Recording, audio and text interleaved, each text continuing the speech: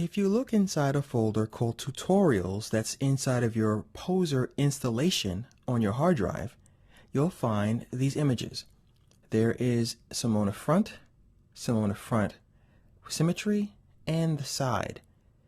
What I'm going to do here is take you through how you can take an image that you take yourself and turn it into the symmetrical version that is included in this folder.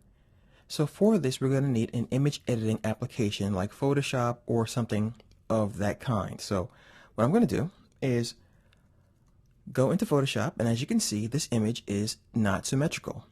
In other words, it's natural.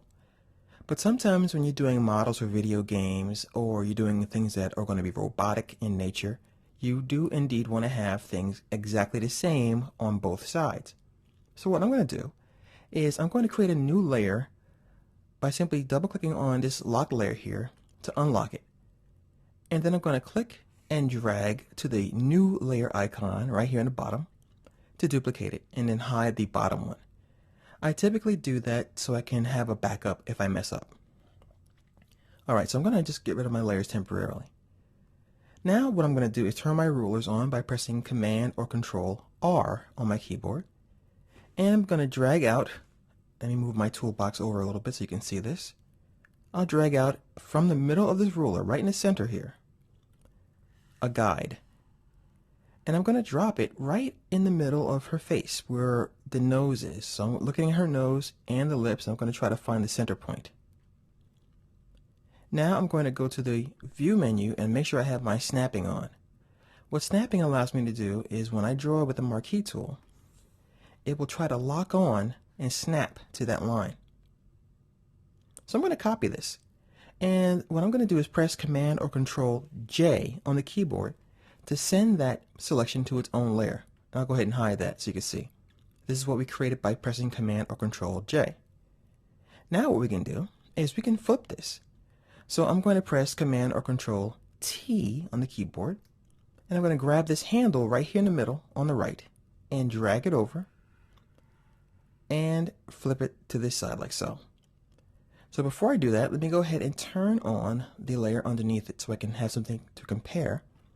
And once again, I'll press Command or Control T, and I'll flip that around until I find something that looks perfect.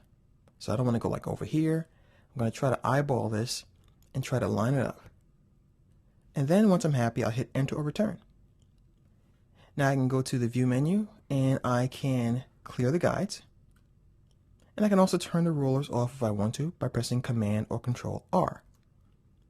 Now if you want to go to the next level, what you can do is use the rubber stamp tool to put the part in the middle of the hair and just kind of get rid of these guys here. So very quickly I'll show you how that's done. Here's the rubber stamp tool. And what I'm going to do is I'm going to Option click in this part area. So once again, Alt or Option click. And then I can paint the part. I'm just going very fast, being very sloppy here.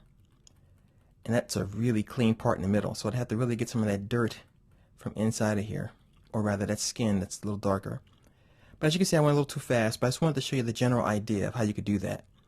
And I can also grab by Alt or Option clicking here, and I can cover up the hair that I got rid of and clean that part up. So I could spend some quality time inside this part here and just get a little bit more realistic. But you get the idea.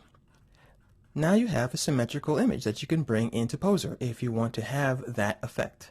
So that's how you can do that. Save this as a JPEG. Just go to File and choose Save As and call it whatever you want to, .jpeg. So that's it for the image prep. We're ready now to bring these guys into Poser.